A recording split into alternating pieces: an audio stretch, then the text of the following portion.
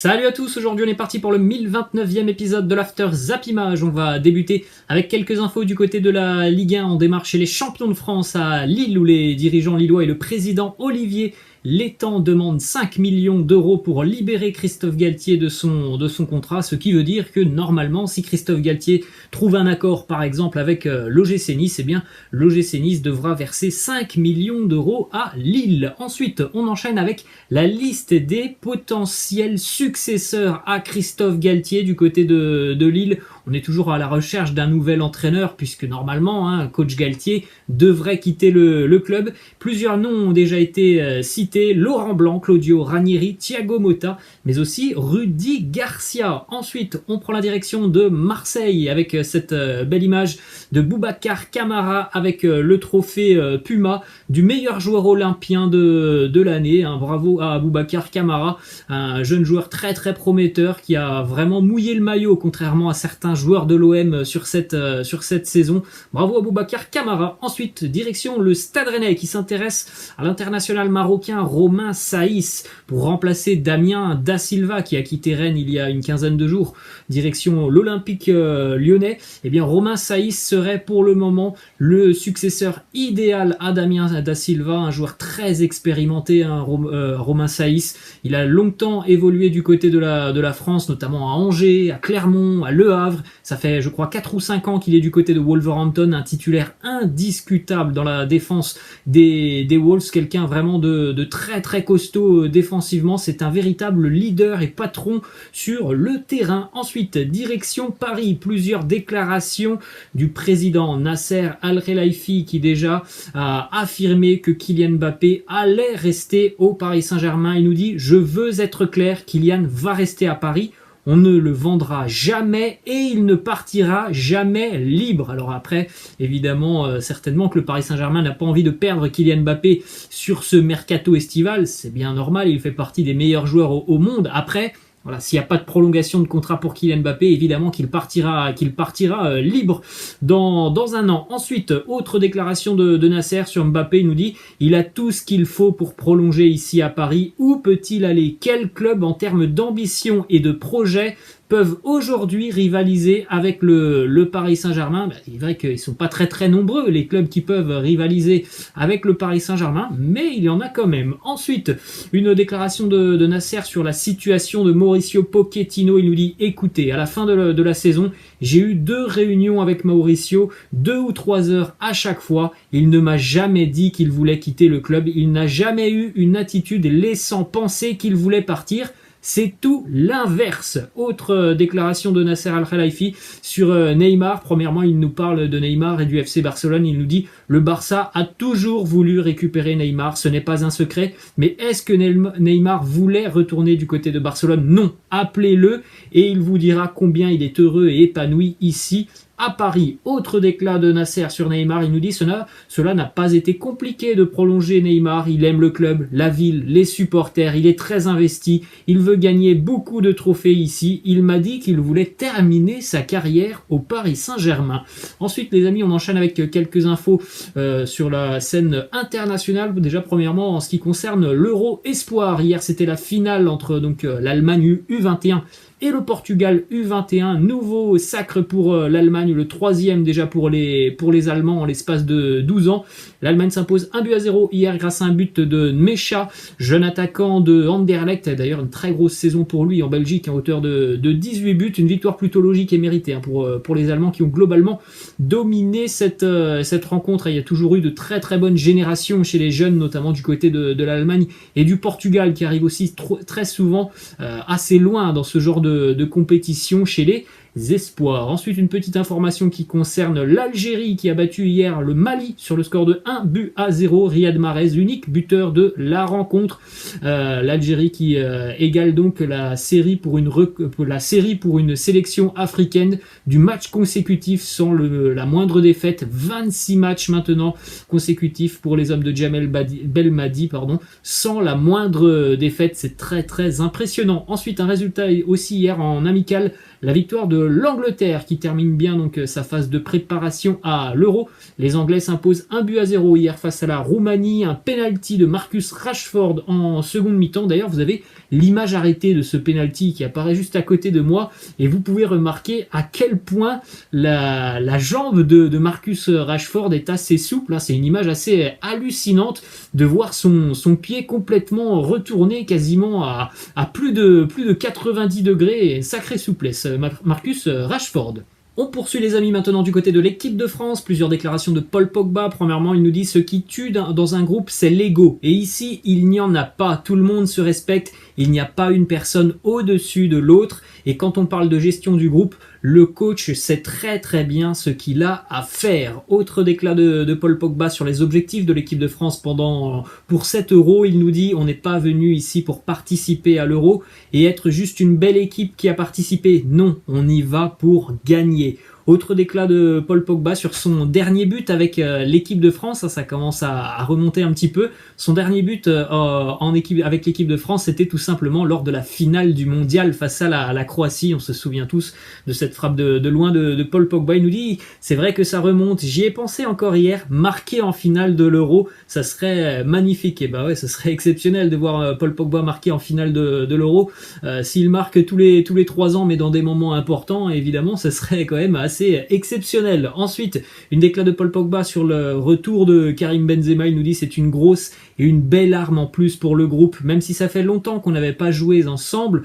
Dès les premiers entraînements, franchement, c'était comme s'il n'avait jamais quitté la sélection. Après, c'est sûr qu'avec ce genre de profil comme Karim Benzema, des joueurs très très talentueux, même si tu ne joues que très rarement avec eux, eh bien la qualité technique, elle parle tout de suite sur le terrain. Ensuite, une déclaration de Didier Deschamps sur la carrière d'Olivier Giroud. Il nous dit il a eu un parcours très atypique, il a toujours eu à se battre contre vents et marées, il a une hygiène de vie d'un grand professionnel, il est toujours efficace et tout ce qui lui arrive, il le mérite. Autre déclat cette fois-ci, c'est Olivier Giroud qui nous parle donc de son avenir et notamment après l'Euro. Est-ce que ça sera Chelsea? Est-ce que ça sera pourquoi pas le Milan? Il nous dit Chelsea a activé la clause d'extension de mon contrat en avril dernier. Un transfert à Milan, j'adore Van Basten, j'ai adoré Shevchenko. Le Milan est un très grand club et un des meilleurs en Europe, mais pour le moment, je suis focus sur l'Euro 2020. Ensuite, une déclat d'Olivier Giroud sur le record de buts en équipe de France. Il nous dit « J'estime que c'est réalisable, je vais tout faire pour y arriver, mais ce ne sera jamais au détriment du collectif. Je suis altruiste, ça ne m'obsède pas. » Il est vrai qu'il n'est pas très très loin du record de buts en sélection, Olivier Giroud, mais on le sait, il le dit, il le confirme, on le sait, c'est un grand professionnel qui n'est pas forcément à la recherche des records. Le collectif passera avant tout. Ensuite, une déclaration de N'Golo Kanté à propos du Ballon d'Or. Il nous dit c'est un peu précoce d'en parler maintenant, on est au milieu de l'année, il reste encore 6 mois, beaucoup de matchs et de compétitions à jouer encore, ce n'est pas utile de dire qu'aujourd'hui je le mérite. On enchaîne du côté de l'équipe de France avec une déclat de Raphaël Varane sur cette saison qui a été assez compliquée pour les internationaux. Il nous dit pour les internationaux, franchement ça n'a pas été simple, on joue tout le temps, on est aussi des êtres humains, on enchaîne tous les 3 jours, sur le court terme on peut faire le dos rond, mais à long terme, c'est juste impossible. Et oui, c'est l'un des grands problèmes du foot actuel. Les calendriers qui sont beaucoup trop chargés, notamment pour les joueurs internationaux. Ensuite, une déclaration de Marcus Thuram et sur son état d'esprit avant donc de débuter l'Euro avec l'équipe de France. Il nous dit « J'y vais avec l'idée de regarder, d'observer, d'apprendre le plus possible. Je vais pouvoir vivre chaque petit instant de cette compétition avec le regard de quelqu'un qui a soif de progresser. » Alors bon, c'est vrai que normalement, Marcus Thuram, je pense, on pense tous d'ailleurs qu'il ne va pas avoir énormément de temps de jeu avec les Bleus sur cette compétition. Après, on n'est pas aussi à l'abri d'une blessure, ce que je ne souhaite pas, mais on ne sait pas ce qu'il peut se passer pendant cette compétition. Il y va évidemment pour apprendre et pour découvrir aussi ce genre de compétition. C'est évidemment une grande première pour lui. Une déclaration de Didier Deschamps maintenant qui nous parle du statut de l'équipe de France sur l'Euro. Il nous dit on est favori de par le statut de champion du monde, forcément. Ce n'est pas une pression, c'est tout simplement la réalité. La France fait partie des favoris pour cet Euro. Autre déclaration de Didier Deschamps qui a répondu aux déclarations de José Mourinho dont on avait parlé hier. José Mourinho qui annonçait que ça serait un échec pour l'équipe de France de ne pas remporter l'Euro. José Mourinho qui avait dit aussi que l'équipe de France n'avait aucune faiblesse. Voilà la réponse assez drôle de Didier Deschamps qui nous dit « José, je pensais la même chose de ton équipe de Tottenham, mais ça ne s'est pas passé comme prévu. » Poursuit du côté de la Rora espagnole maintenant avec cette mauvaise nouvelle pour la sélection de Luis Enrique. Sergio Busquets, capitaine de la sélection espagnole, a été testé positif au Covid hier.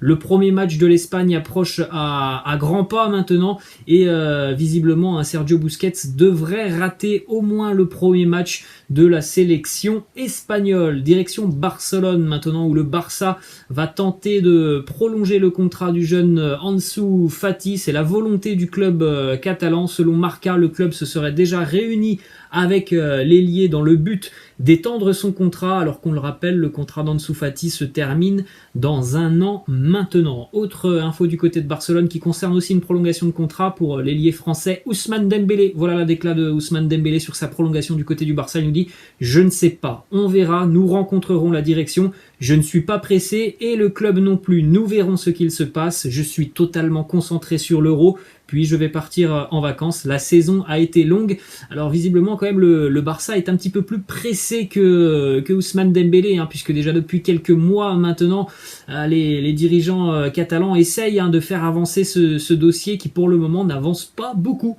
Ensuite, on continue avec cette info qui concerne un joueur qui est suivi par le Barça. Il est aussi suivi par le Paris Saint-Germain et la Juventus. L'ancien portier milanais qui va donc quitter les Rossoneri cet été. Gigio Donnarumma qui va certainement prendre une décision sur son avenir dans les tout prochains jours. Ensuite, autre info qui concerne un joueur du Barça qui va vraisemblablement quitter la Catalogne cet été, le Brésilien Philippe Coutinho qui a toujours la cote du côté de la Première Ligue.